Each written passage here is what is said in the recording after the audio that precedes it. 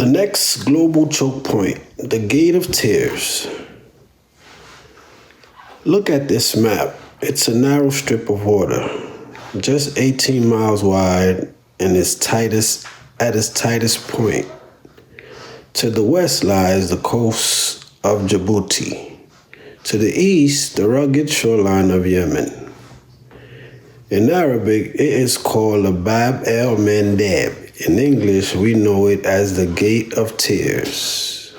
For centuries, this name referred to the treacherous current that claimed the lives of ancient sailors. But today, the tears of being shed are of different nature. They are the tears of global economists and supply chain managers. While the world's attention is often gripped by the Strait of Hormuz or the South China Sea, a quiet, volatile crisis is brewing right here. This is the ultimate choke point.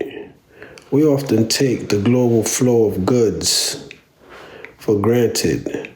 The fuel in your car, the grain in your bread, and the tech in your pocket. But if this 18-mile passage closes for even a single week, the shock waves don't just stay in the Middle East. They hit the gas stations in Ohio, the supermarkets in Berlin, and the factories in Shanghai. Today, we are exploring why this narrow gateway is becoming the most dangerous mile of water on the planet. The strategic anatomy. Would begin stopping ships and clearing what he called Iranian sea mines. Iran has already pushed back strongly. Its parliament speaker, Mohammad Bakr Ghalibaf, warning that threats will not work and that Iran will respond to war with war.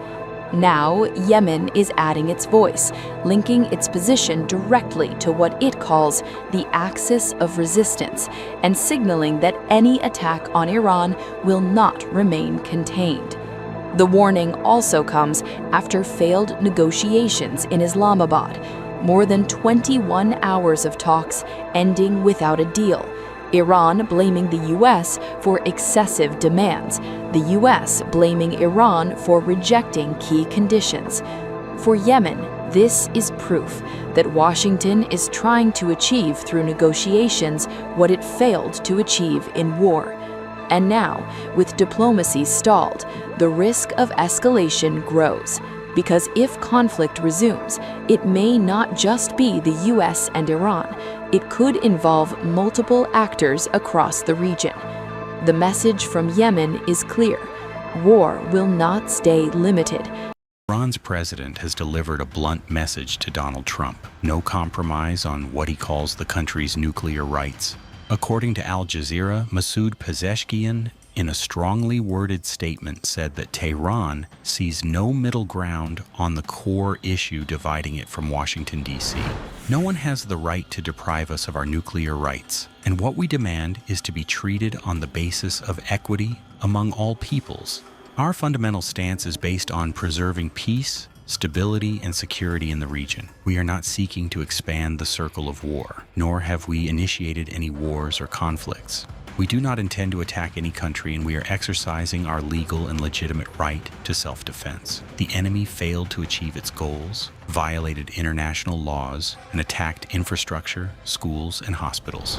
In his statement, Pezeshkian said, and I quote, "No one has the right to deprive us of our nuclear rights." The Iranian president added, "Our fundamental stance is based on preserving peace, stability, and security in the region. We are not seeking to expand the circle of war, nor have we initiated any wars or conflicts. We do not intend to attack any country, and we are exercising our legal and legitimate right to self-defense. The enemy failed to achieve its goals, violated international laws, and attacked infrastructure, schools, and hospitals." To understand the stakes, we have to understand the geography.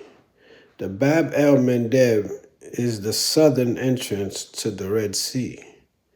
It is a vital link between the Indian Ocean and the Mediterranean via the Suez Canal. Think of it as a funnel. Roughly 10% of the world's seaborne oil and nearly 15% of all global trade passes through this bottleneck. It is the primary artery for trade between the massive manufacturing hubs of Asia and the hungry consumer markets of Europe. Now, compare this to 2021 Suez Canal blockage. You remember the the massive container ship that got stuck sideways for 6 days? That was an accident, a fluke of wind and human error. It cost the global economy nearly $10 billion a day. But what we are seeing now at the Bab el-Mandeb isn't an accident. It is a deliberate, calculated military threat. When a ship gets stuck in the Suez, you wait for a tugboat. When a ship is targeted by drones and missiles in the Mandeb Strait, the entire calculus of global trade changes. We are no longer talking about a temporary delay. We are talking about the end of business as usual. The double choke threat. No money will exchange hands in any way, shape, or form. Iran will be, and you know how we're going to get the dust, right? Iran, we were going to take it anyway. But taking it that way is slightly more dangerous. But we were going to get it anyway. But Iran, with the help of the USA, has removed or is removing all of the sea mines. And most importantly, it never agreed, and you'll understand, they will never have a nuclear weapon. They will never have a nuclear weapon. This brings us to a concept strategists call a double choke. The Red Sea is essential, a corridor with two doors. The northern door is the Suez Canal, and the southern door is the Bab el-Mandeb. Here is the problem. If you lock the southern door, the northern door becomes useless. Without safe passage through the Mandeb, the Suez Canal effectively becomes a dead end. This creates a geopolitical nightmare.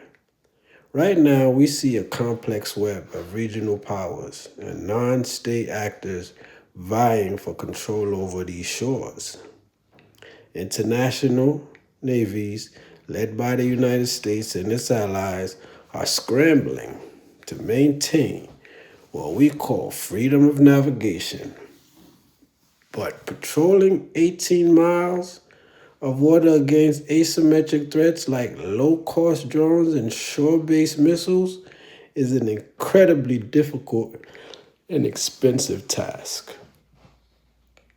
And the world's most advanced destroyers are using multi-million-dollar missiles to intercept drones that cost less than a used car.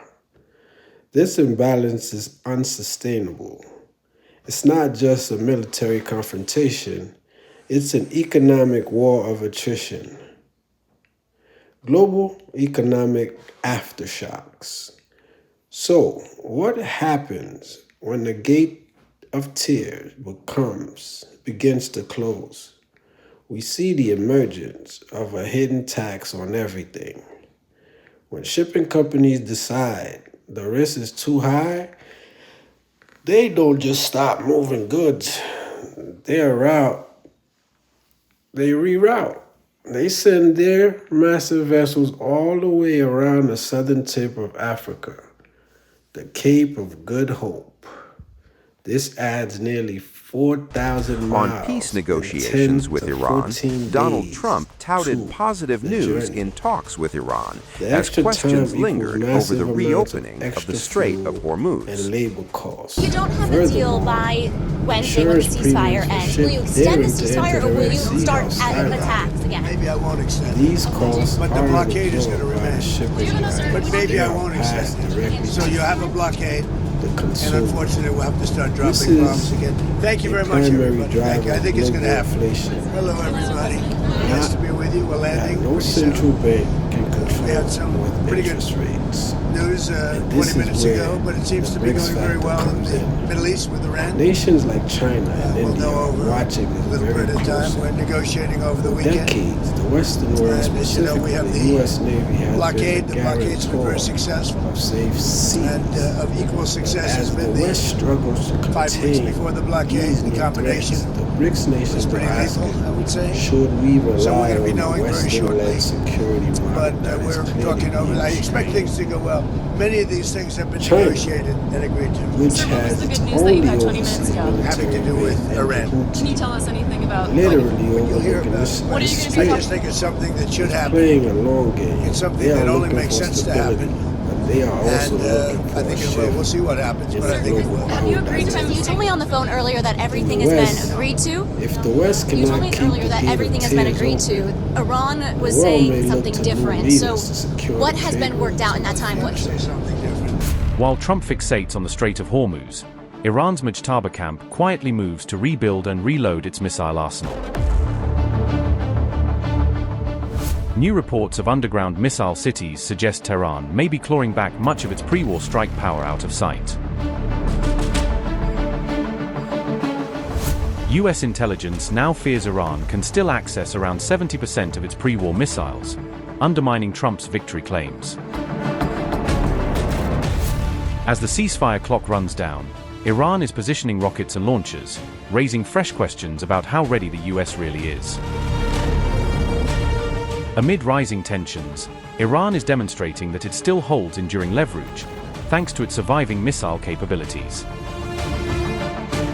Despite weeks of US-Israeli strikes, Iran has retained around 70% of its pre-war missile inventory, according to the New York Times. It has also maintained roughly 60% of its missile launchers, preserving credible strike options against maritime and regional targets. When the two-week ceasefire began, US assessments indicated Iran still had access to around half of its ballistic missile launchers. Since then, Iranian forces have reportedly recovered around 100 buried systems, pushing the number of operational launchers back up towards 60% of pre-war levels. Attack drones, although reduced to around 40% of their pre-war strength, continue to threaten commercial shipping in contested waters. Intelligence reports say Iran is also digging out additional missiles from damaged bunkers, which, once recovered, could bring its usable stockpile back up to roughly 70% of pre-war levels. All of this comes as Iran has once again closed the Strait of Hormuz, in response to a US naval blockade targeting its ports. Tehran has warned that the strait will not reopen unless Washington lifts the blockade, according to Al Jazeera. US President Donald Trump, however, has insisted that the blockade will remain in place until a broader deal with Iran is reached. Both the United States and Iran have agreed to a two-week truce, which is now set to expire on April 22nd. Trump has warned that if no agreement is reached before the truce ends, US forces will resume bombing targets inside Iran.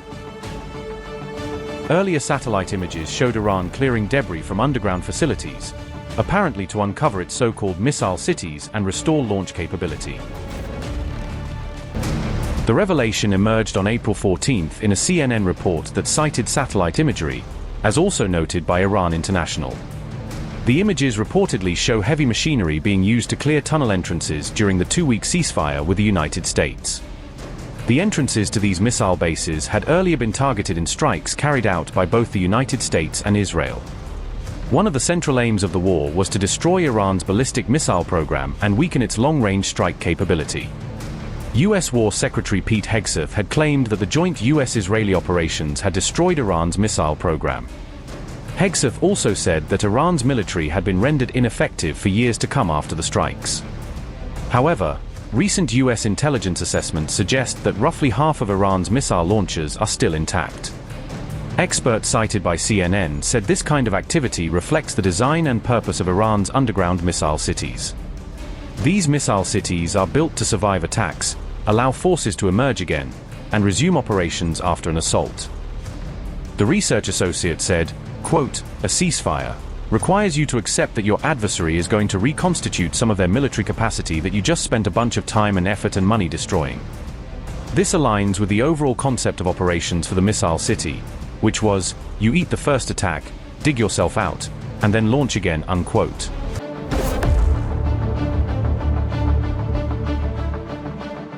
Iran has made clear it will not accept what it calls maximalist US demands, and says it will not return to direct negotiations under the current conditions. In the meantime, tensions at sea are rising, after 2 Indian-flagged vessels were attacked while crossing the Strait of Hormuz, stoking fresh regional concern over maritime security. In a separate incident, an oil tanker was also fired upon by gunboats linked to Iran's Revolutionary Guard, though the crew escaped unharmed. Despite battlefield losses, Iranian officials insist the country's remaining missile and drone arsenal is still powerful enough to deter adversaries by threatening to close vital shipping lanes. Tehran has warned that traffic through Hormuz will be further restricted if US measures continue to block Iranian exports. Iran's military says its forces remain fully prepared, amid growing fears in the region that the United States could resume large-scale strikes once the ceasefire lapses. Analysts say both Washington and Tehran are now leaning on pressure tactics, military moves, economic pain, and fiery rhetoric, as the ceasefire deadline draws closer. Tehran's leverage over the Strait of Hormuz has already helped drive up global prices for fuel, fertilizer, and other key commodities. And with each new warning, each naval incident, and each political soundbite, the risk of a wider regional conflict edges a little higher.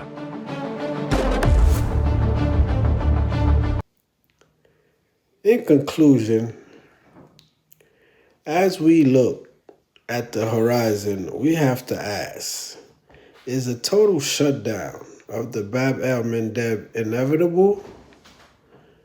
Diplomacy is working over time, but the reality of the water is more volatile than it has been in decades. We are at a tipping point. This isn't just about ships and containers. It's about the fragility of our interconnected world. We have built a global civilization on the assumption that the oceans will always be open and that trade will always flow. This assumption is now being tested. I want to leave you with a question to consider. If the Mandeb Strait were to close tomorrow, do you believe we are looking at a temporary spike in prices? Or are we witnessing a permanent shift in the way global power is balanced? Let me know your thoughts in the comments below. This is a developing story that affects every one of us, and we will be here to track every update. Don't forget to like this video and subscribe to stay informed on geopolitical shifts that shape our world. Thank you for watching. Once again, I'm Ro for The Real Shift. Thank you. Is proceeding, we control the strait. Now, for 2 or 3 days, they, the US, have deliberately laid siege. What does siege mean? It means that everyone comes and goes, but Iran doesn't go. What a foolish and ignorant decision. Our dear people, the strait is under the control of the Islamic Republic. Do you remember that they wanted to send minesweepers to clear the mines? Well, we stood firm against them and confronted them. We considered this a violation of the ceasefire, and we said that if you take this action, we will strike. We even went to the stage of a clash, and they retreated. I told the American delegation there, in Pakistan, I said, we are on this border. If you come any further, we will definitely strike. They only asked for 15 minutes. They said, Mr. Kalibaf, give us 15 minutes, we'll give them order to turn back, and they ordered for retreat.